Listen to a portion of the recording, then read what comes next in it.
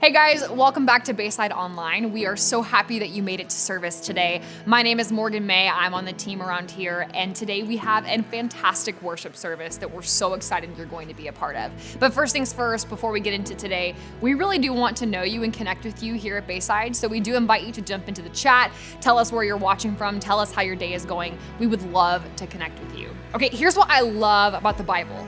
The Bible is really good about introducing us to the character of God, but it's also really good about giving us practical wisdom and advice for our lives. Today we are in Romans chapter 12, and we are talking about how to handle hate and hurt. I know you felt these things before in your life. So if you are looking for practical wisdom on the subjects of hate and hurt, you've come to the right place. We hope that you enjoy today's service. Please sit back, relax. We're so excited that you're here.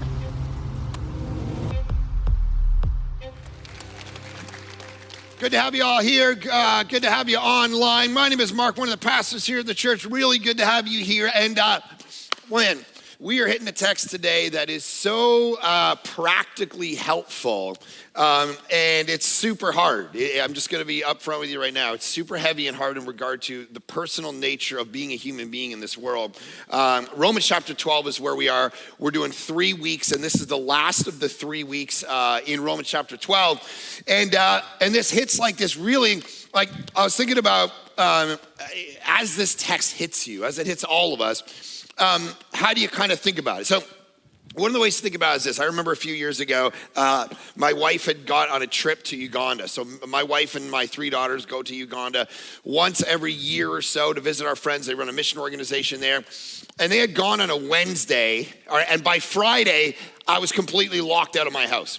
Like, couldn't even get back in. I'm a disaster. So I'm like, this lock guy came over. I got my keys inside. I got my dog barking, and I'm locked out, calling my wife. She's on some tarmac out in some country in Africa. I'm trying to get back in the house. Can you help me? She's like, bro, what are you talking about?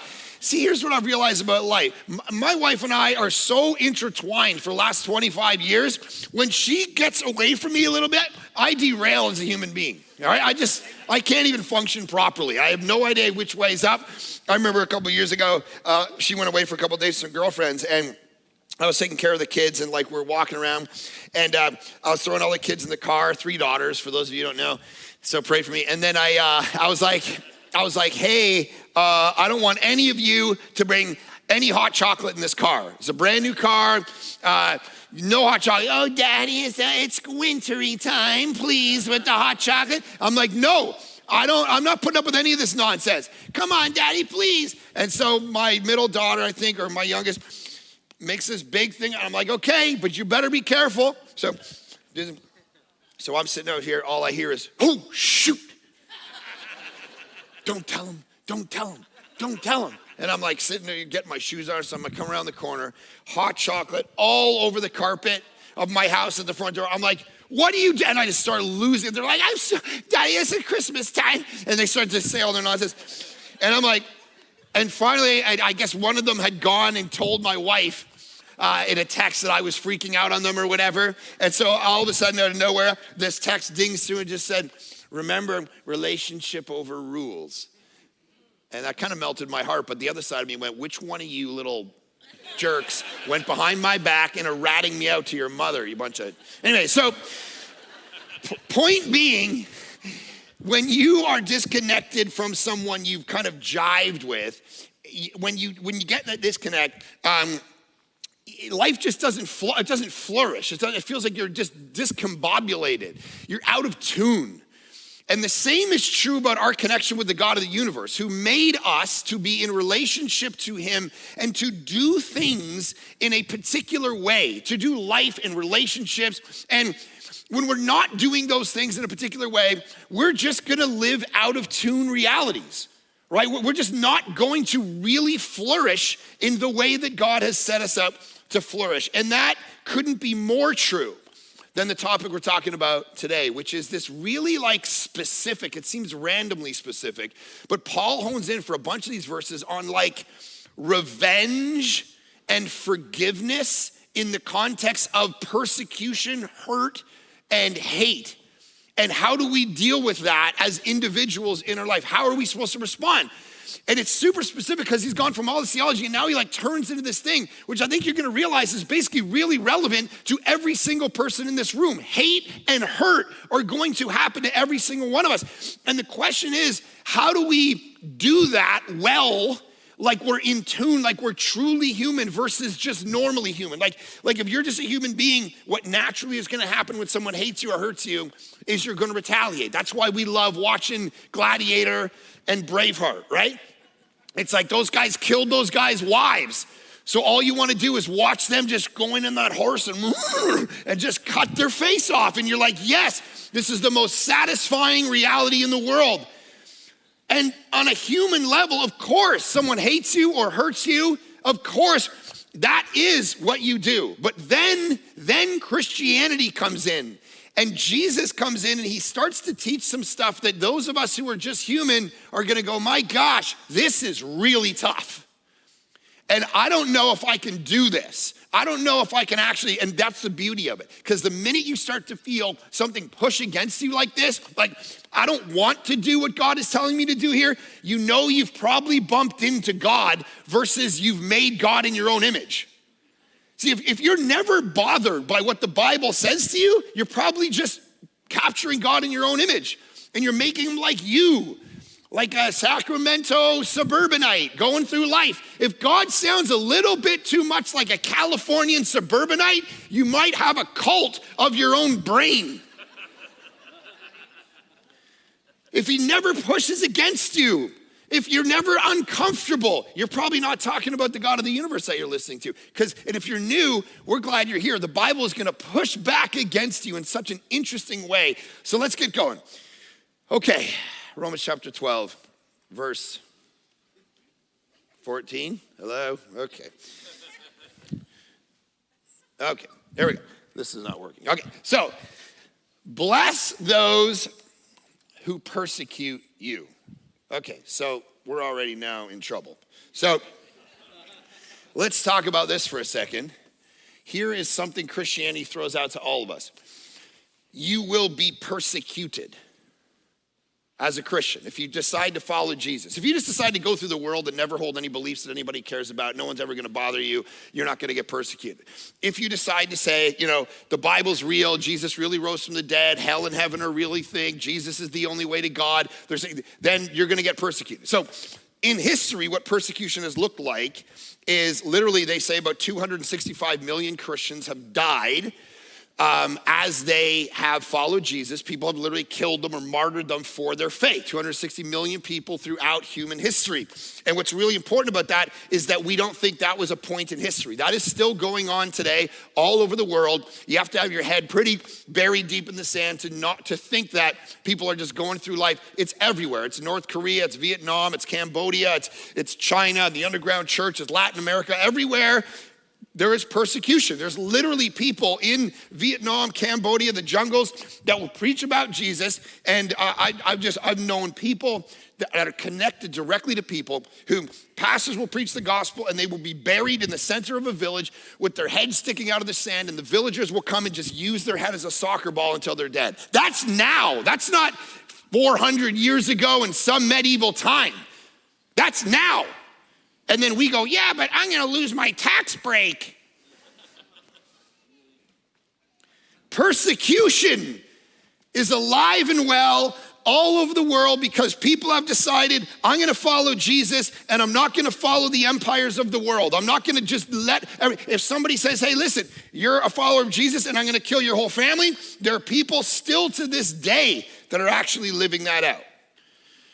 So, what does persecution look like for me and you in the modern West? It looks a little different.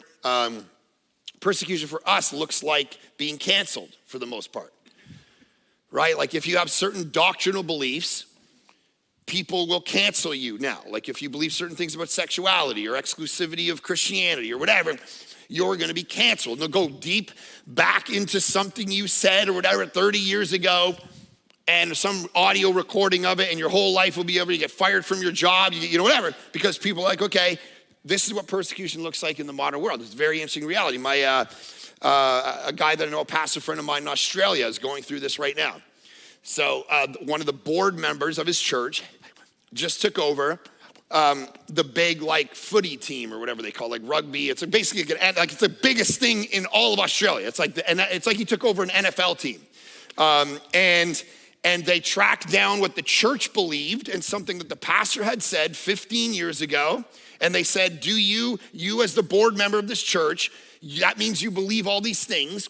And ergo, they forced him to quit this massive deal. Like, this was changing his whole life. He was going to take away. It was the big, and it's on all the news channels. Because of his Christian faith and because these people believe certain things, he was done.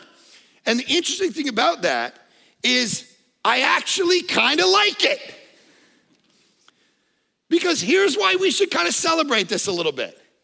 You see, 50, 60 years ago, Christian beliefs and ideas were innocuous. They were just like, a Christian was the cleavers, right? That's how we were viewed. Like those are the safest people. It's Ned Flanders, right? We are the safest people on the planet. We go to Bible school. We play video games where we throw Bible at demons. Like we are the most safe people on the planet. We were not dangerous. We were boring. We were like not even something to talk about. But now our views are seen as revolution. They're seen as rebellious. They're seen as pushback. They're seen as a minority view of a group of people who think the opposite to what the larger cultural realities do. And we're getting people's attention, y'all. My buddy got flown all over Australia this week to go on every news station, every television show as a pastor. He was on every morning show all over Australia. And they're like, bro, and they just destroyed him every time. It was just fun to watch. They were just like, wow, you believe in Jesus? Whack. It was whack-a-mole. It was bam. It's like, yeah. And they're like, you believe this, you believe this, you believe this. Hammer, hammer, hammer. And he's just like, I love Jesus, I love people. Well, what? And they would just hammer him again. And then he'd just say, I love Jesus, I love people. Then he'd get on a plane and he'd fly to the next country in Africa, or the next state in Australia, and he'd go on another one. And then they would play whack-a-mole with him. And he did this all week. Because that's his reality right now. But at what other time do we get called in to go on every news show? The beliefs of Christianity are bumping up against the beliefs of the world. And persecution will actually happen in light of it. Now, what is it that we do? We know there's all kinds of persecution that's going to happen. So what do we do when we get persecuted? What does he say? Does he say, hey, here's what you need to do. Go get them persecutors and give them what they want. Get on social media and call all those people out. You should take them down. Play by their own rules. Take them. Yeah, whoa, persecutors, go get them. No, he goes, bless them. What? No. Bless the people who are persecuting you. It's completely backwards. And if you're from another religion and you're here, there are so many things about Jesus that are interesting. And I'm glad you're here and you're exploring Christianity. Because Jesus in the marketplace of religious ideas is a fascinating figure where there's so many common ethical ground that he shares with all other religions, the golden rule and all that stuff. But here, Jesus starts to pull away from the pack a little bit. And he starts to say, you know what I actually want you to do? Because this, of course, comes from Jesus. Sermon on the Mount, turn the other cheek. They make you go 1 mile, go 2. Pray for, not only your neighbors, but your enemies. All of that, it's a little bit different than any other worldview. One writer has said this here is the loftiest model of human behavior anyone has ever put before us. I just want you to sit on this for a second. The loftiest model of human behavior anyone has ever put before us. Why would they say that? Because I'm going to say something, I think it's the hardest. Guys, what if I actually said this was the best standard to gauge whether you're actually a Christian? Like really following Jesus in the world, and you held yourself to this standard. Now, here's what I mean by that. That means Those of you who sit here and you're like, yeah, but I know what a Christian is. See, I waited until I was married. That's what a Christian is. I don't watch rated R movies. I don't smoke. I don't drink. I'm a good person. But that friend of yours 6 years ago stabbed you in the back, and you haven't talked to them and you got no plans. That church, 3 churches ago, when that pastor got up and said that thing, what a jerk. And he took a bunch of people and he started his own church. What a jerk. And I totally disagreed with him about worship stuff. What a loser. And that ex-wife that you can't stand to even be around. Uh-oh. Now it becomes difficult because we start to create standards that are comfortable for us. This is what it means to be a follower of Jesus in the world. And this text is going, are you someone who blesses people who persecute you? What about people who disagree with you on race or politics or church structure or the way you do your family or vaccines or fill in the blank? Do you bless them or have you cut ties with them? You don't hang out with them anymore. Man, before COVID, I used to hang out with John and Sally. They were great till that vaccine came out. Boy, then we were sitting around one day and we say, you getting it? I already got it. Really? Haven't talked to them since. Bunch of crazies.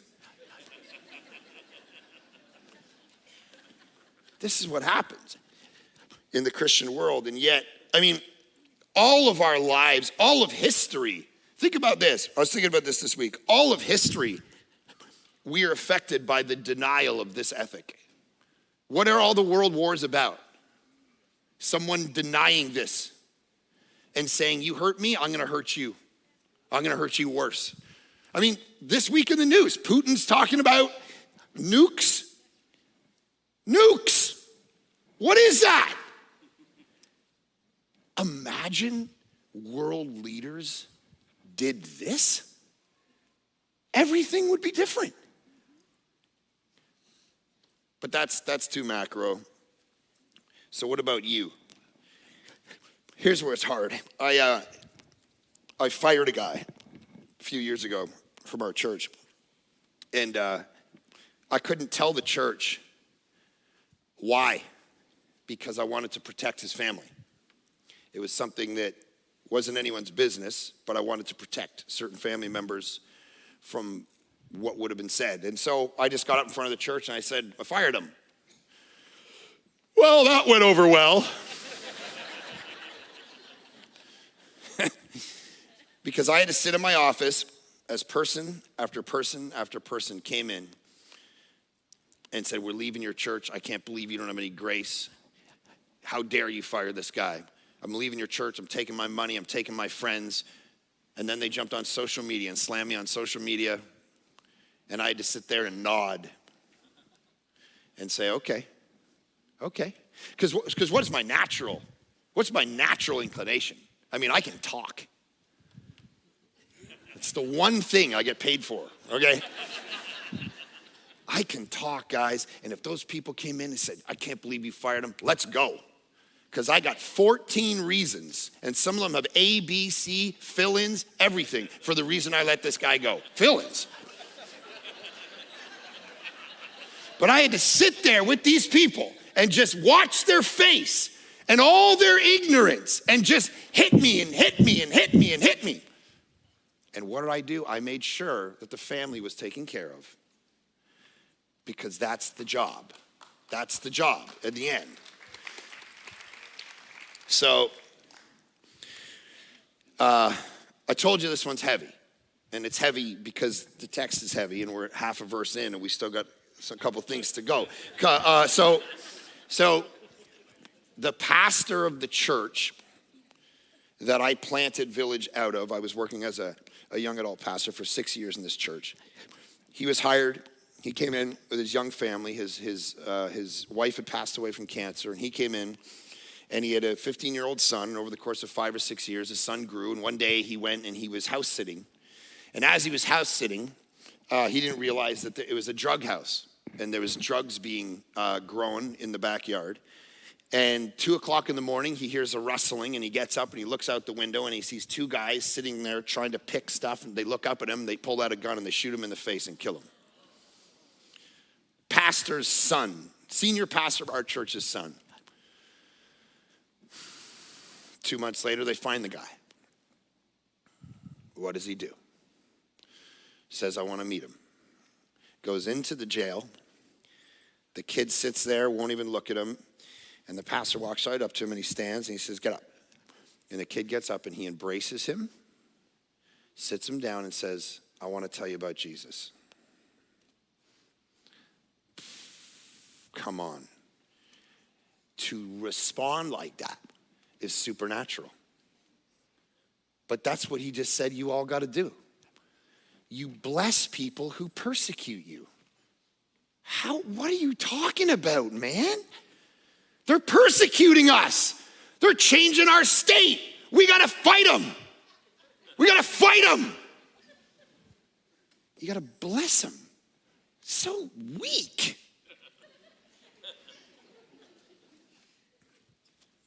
See, this isn't, and it's amazing. He talks later about overcoming evil. The word overcoming is actually an aggressive forgiving, like a proactive forgiving. So can I just give you, just write down in your notes a challenge, because I just want to be super practical with you today.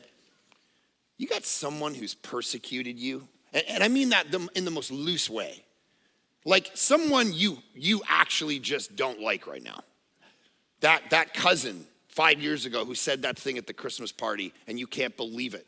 They're such morons, and you haven't talked to them since. A dad who might have let you down in some way, a spouse, some church situation that happened years ago, a friend that backstabbed you. See, we might all have those people. And my challenge to you is to today, or by tomorrow morning, write a text. Send them an email. Call them. See, this is where the Bible sometimes sucks. Take me back to the fun passages. This is where it gets real. And it's like, oh. And the reason is as much as you can't believe it now, it's the way you're going to flourish as a human being. As much as it doesn't feel like it, it's the way you're going to flourish as a human being.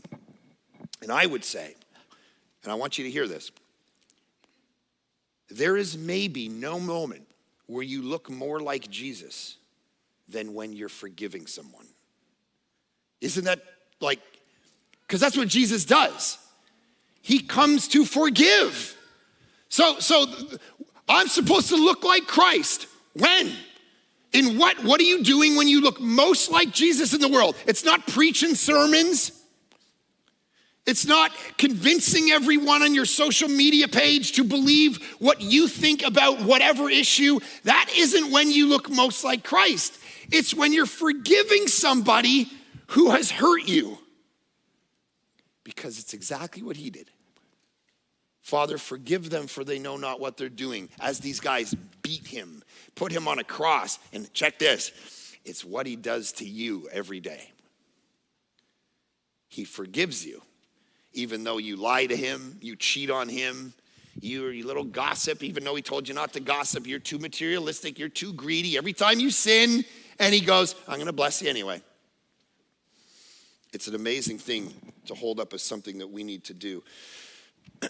Okay, verse 15. Rejoice.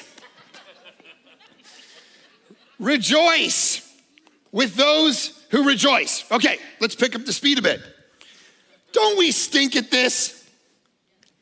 Like, he's saying you guys are supposed to be like the partiers. And Christians are some of the mopiest people around, right? Like, have you seen that SNL, Saturday Night Live sketch with Debbie Downer? Right? Like, that's Christians. She's like at a party, everyone's like, oh, you got a new cat.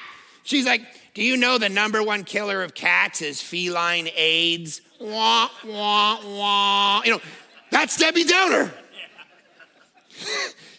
And we sound like that sometimes at parties. Jesus partied. He celebrated with people. Let's go. He was having fun at the weddings. Let's go. He was going, it's almost the end times. You better figure it out, son. It's like, what? Everyone relax.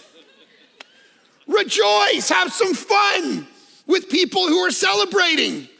Christians can be and I'm talking about even non-Christians. Do you celebrate well with your non-Christian friends when something happens? Do you celebrate with them? You're the biggest cheerleader? Because we don't do this. Dale Carnegie's book, How to Win Friends and Influence People, he says, the way to attract bees is with honey. It's not criticism. It's not being negative all the time. People in ministry and people in churches, I didn't grow up in the church at all. I find them to be some of the most insecure people on the planet. And what they do is they don't love to celebrate other people and elevate other people. They just slam and criticize all the time. And that comes out of an insecurity. So if you find yourself hanging out with people and all you do is criticize, I dare you to call that person out for being insecure themselves. I mean, you won't hang out with them again, but I'm just saying, you do it. Just be like, do you know why for the last 25 minutes all you've done is complain? Because you're insecure. Is there something we need to talk about? Because slamming that person is just making you feel better about yourself. Is there an insecurity? Is there something we need to talk about? This happens in church all the time. That's why I love coming to Bayside. It's like, I love to come here and celebrate all these people I work with. And they're gifting because they're way more gifted than me in so many different areas. I get to come here and work with Kevin and Leslie and Ray. Ray, dude, this guy's the greatest leader I've ever seen. Amen. Right? He's unreal. He's super smart. He's go. He's the most energetic staff member we have still to this day. He can out ministry any 25-year-old pea and vinegar kind of person who comes in and, I'm going to do youth ministry until midnight. Ray will be like, boom, I'm here at 12:30. What are you doing, kid? Let's go. It's just who he is. He kills it. He slays it. Kurt, guy can communicate. Guy has so many different, he can lead, he can communicate, he can raise money. He can sit in a room and go, this is what we should do in young adult. This is what we should do in youth. This is what we should do with women. This is what you, boom, boom, boom. He's all over the place. Andrew makes us think globally. He's unreal, right? He's like, guys, here's how we're going to plant churches in Scotland and Ireland and the Sudan. And we're all like, well, what about Placer County? He's like, gosh, bring up your eyes a little bit, guys. There's 8 billion people almost in the world, and almost none of them speak English, and they're all dying and going to hell. I loved it because when the Queen died, he's like, we posted about it. People are like, why are we posting about the Queen dying? And I was sitting with Andrew, and he's like, because she runs a church of 77 million people, and Winston Churchill reported to her twice. It's probably more important than whatever the traffic was on Sierra College that day. This is what he does, man. He stirs it up. All of these great guys, rejoice with people. Rejoice in their giftings. Rejoice in their talents. Some of you are being held back at work and business and whatever you do because you refuse to actually rejoice with other people's blessings in their life because you're envious and you're jealous. Hardest thing in the world is if you won the lottery, you'd be like, I just won 70 million bucks. I'd be like, I deserve 70 million bucks. Yeah, great. Because it's just built into us. You got a tithe on that, bro. So,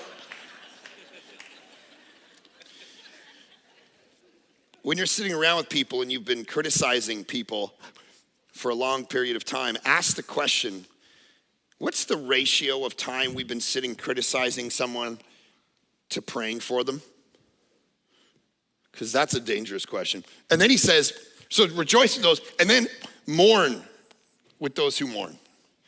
One of our jobs is to just we just gotta be good mourners with people. Even the world, when they go through stuff, don't just show up and try to be jolly. There's this ancient Jewish tradition that when someone dies, you come over to their house and you sit in dead silence for a day. And then you show up day 2. And you show up day 3. And for a week, you just sit in silence with these people who are mourning. Because what is there to say?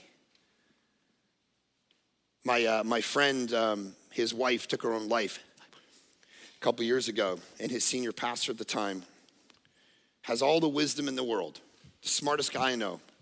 And what did he do that day? He just sat in dead silence in his house and was a presence for him. He could have waxed eloquently about everything under the sun, and he sat there as a presence. This is what we're actually called to do, to not only rejoice with people, but to mourn well. What's another way we mourn? Years ago, a guy named Donald Miller wrote a book called Blue Like Jazz, and he tells the story. He's on one of the most liberal, progressive university campuses on the planet, and he's trying to get people to hear about Jesus. And he said, I know what I'll do.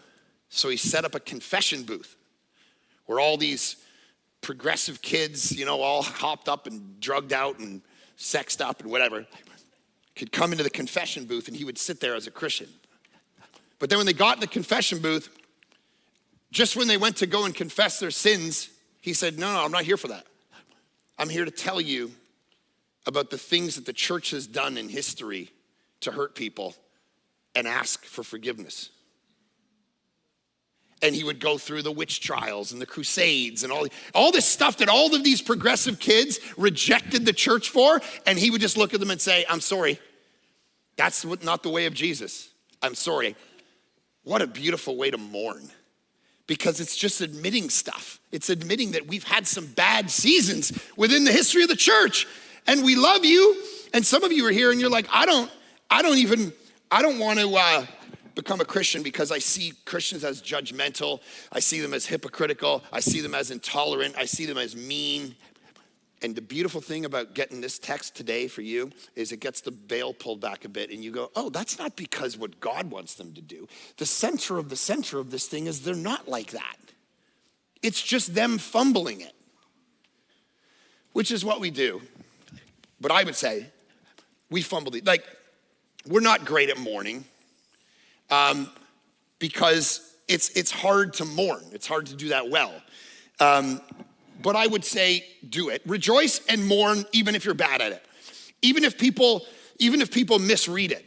Like this past week we had a couple of Thrive students over. My wife had talked to a couple of the girls, like 20-year-old girls, come over to the house, have dinner. So we're chatting, and my daughters are like, okay, because here's the thing about the Clarks. We love people pretty hard. Okay, and if you don't know us very well, we just love you anyway, and then my daughters are like, it can just get awkward. All right, if you're dad, you love people hard, like really fast. And so if they're not set up, you and mom just come on a little strong with how much you want to love them. So we don't know them, so just chill. I'm like, okay, I'll be good. So my oldest was babysitting and she came back sweating. She's like, hey, give me the report. What happened? I'm like, fine, it was perfect. We played some games. And then we had friends over with us and they started to go through some of the things that we'd done. And in retrospect, they were a little awkward. I'm like, oh, you don't watch movies? You should come over. I'll watch a different movie with you every night. I'll have so much fun with you. What? Dad, why'd you say that? Kind of weird. I'm like, okay, yeah, when you say it like that, it does sound a little odd. And then I'm like, if you ever have trouble, we have a couch. You can sleep on our couch anytime. They're like, yeah, that's fine. They're just eating. They're like, and then my wife comes out of the kitchen. She's like, would you like some tea? She's like, it's called nighty night. Drink up, right? That's actually what happened.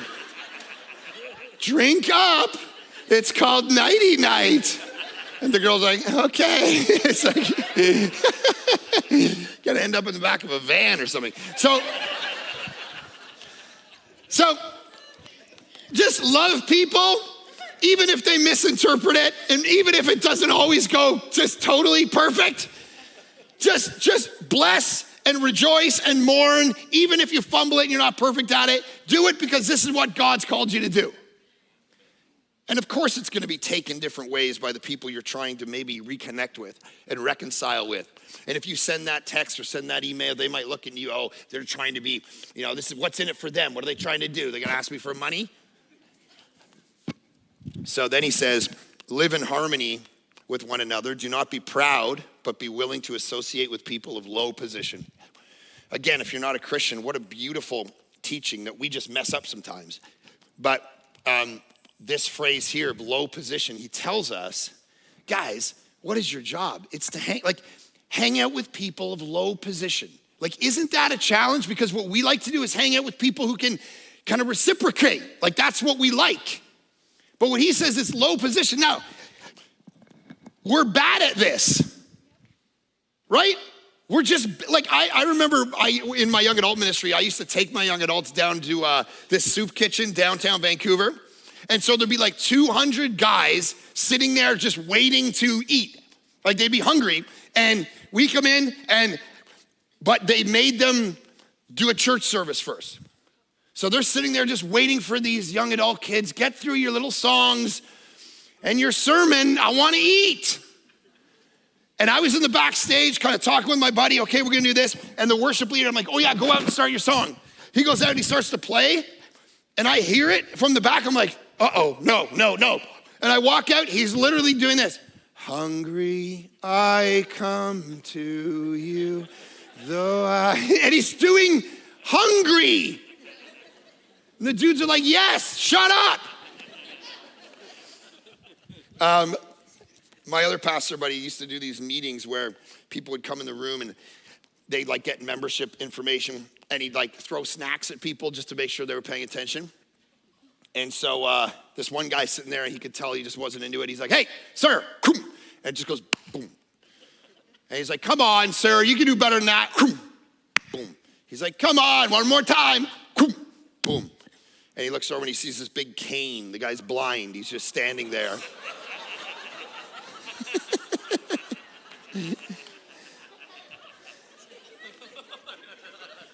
See, this can get really awkward when we try to do this.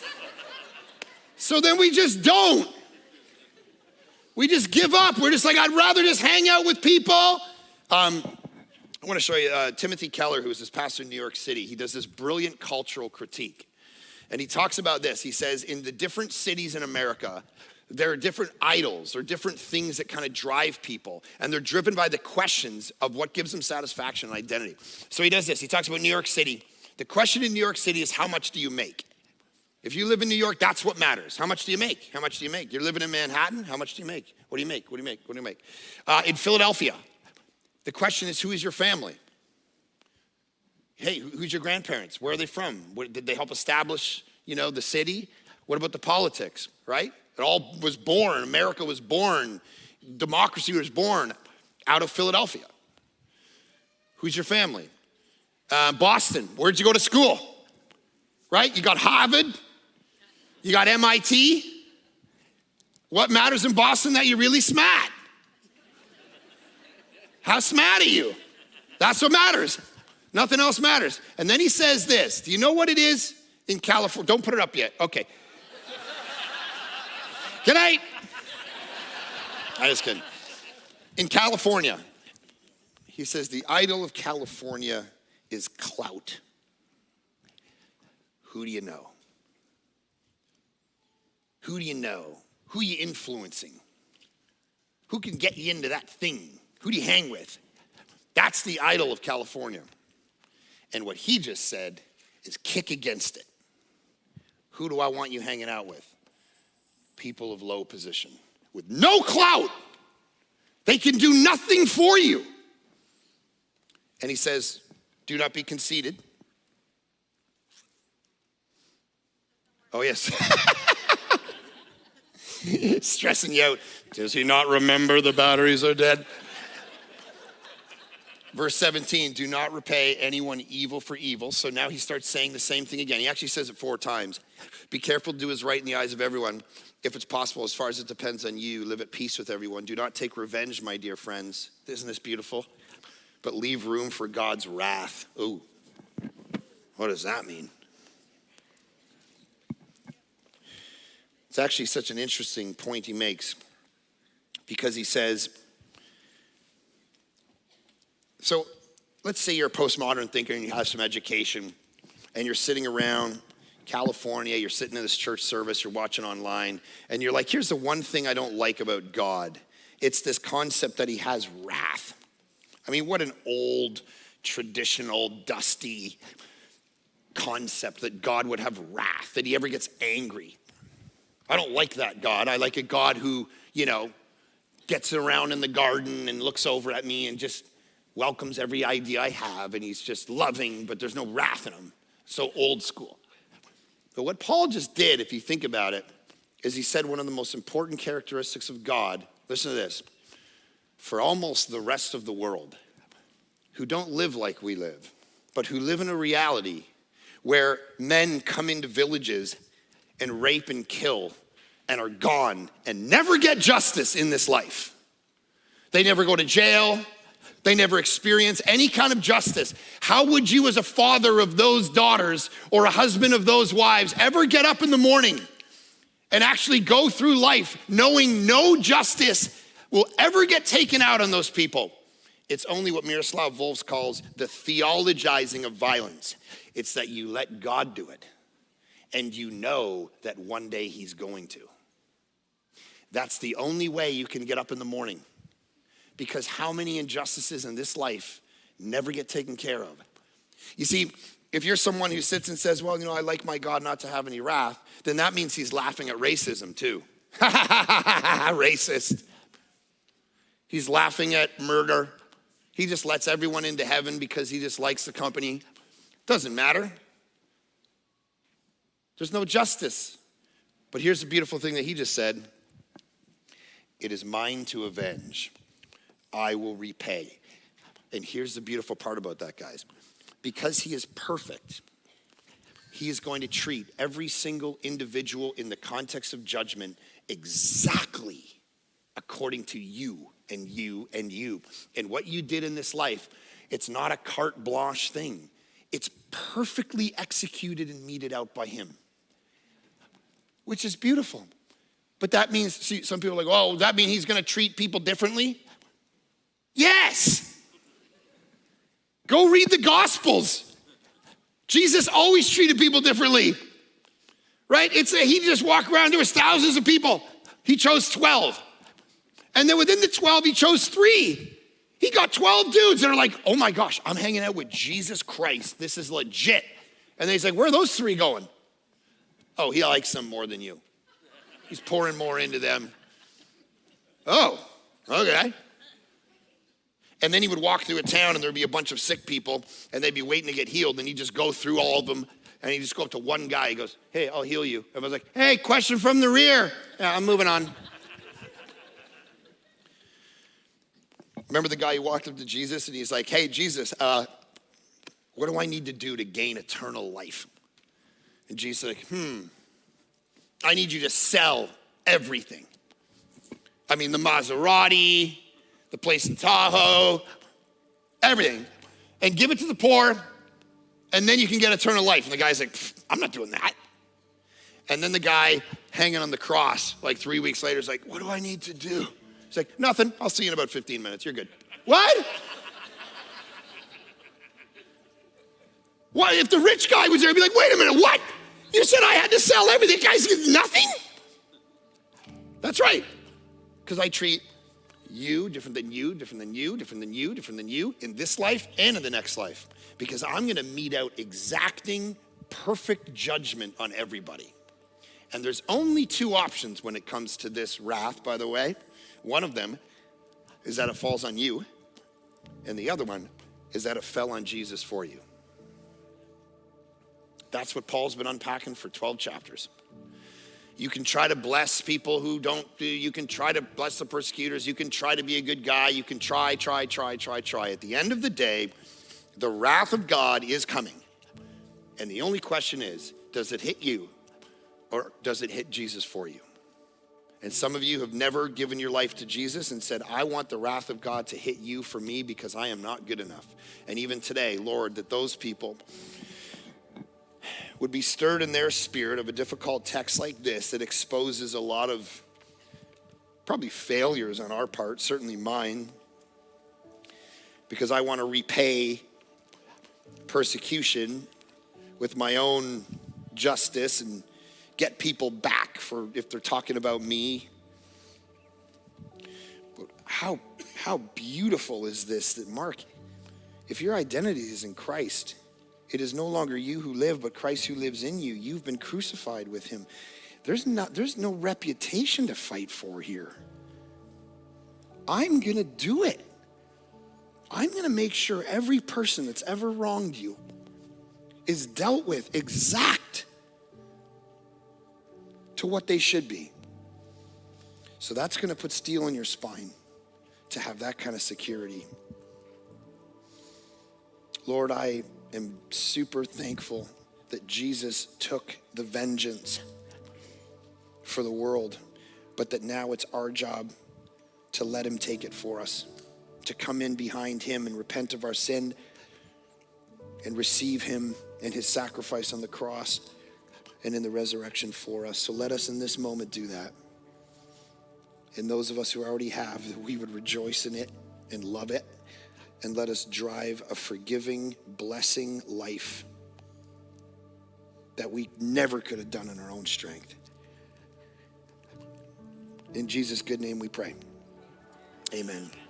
Amen, guys. All right, well, Hey guys, Pastor Mark here, one of the senior pastors around here. So glad that you are actually part of Bayside Online. You really are part of our family. We have grown over the last couple of years online a ton, and we really do consider you as part of our church family. So what that means is make sure you subscribe and share this. It's great. But also get in a community group. Start watching the Bible study. Start being engaged. Even give. One of the ways that we can actually do online church and have this global community and even do the ministry of our campuses is by people partnering with us in the gospel, as Paul talks about in Philippians chapter 1. And that means by your resources, financially, there are people all over the world getting blessed through what we do at Bayside. And so obviously part of that is giving and using and stewarding that for the glory of God. So we're super thankful if you do that. We'd love you to start doing that, and just super thankful you're part of our church. So glad you're with us. Make sure that you let us know you're watching and part of this, because we want to get in touch with you and thank you and serve you any way we can. Anyway, thanks guys, and we will see you next week.